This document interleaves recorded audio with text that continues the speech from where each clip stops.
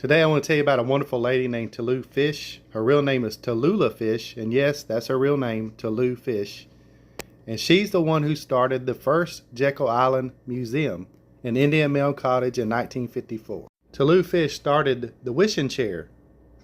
The thing is, if you wanted to get your wish granted, you would sit in this chair and make a wish and it would come true.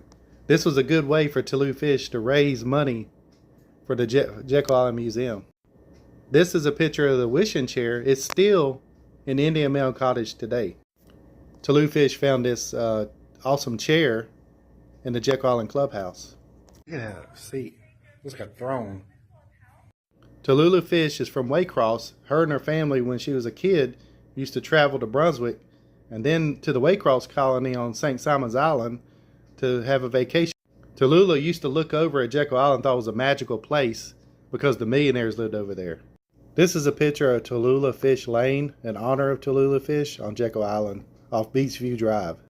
Tallu Fish became a journalist. She was the editor of the Democratic Women's Club Journal of Kentucky.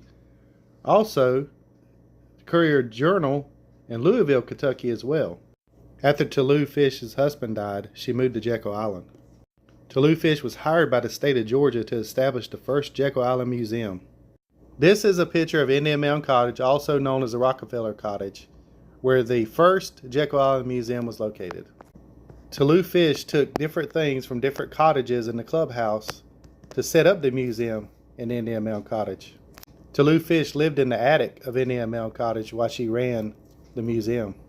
The first Jekyll Island Museum opened on December 11th, 1954, the same day as the Jekyll Island Causeway opened. Tallu Fish's 13 grandkids would come and visit her on Jekyll Island and also help. They would stay there and help with the operations of the museum, such as finding sand dollars to give out at the museum and other tasks. They also went to hang out at Driftwood Beach in different parts on Jekyll Island. This is one of the red bugs that's in the museum today, but also this is right outside the Indian Mound. And this is the front part of the Indian Mound. You can see the red bug there. Tallu Fish lived in the Indian Mill Cottage for 8 years. Tallu Fish eventually moved to Bliss Lane on Jekyll Island. Tallu Fish ran the Jekyll Island Museum in the 1950s and the 1960s.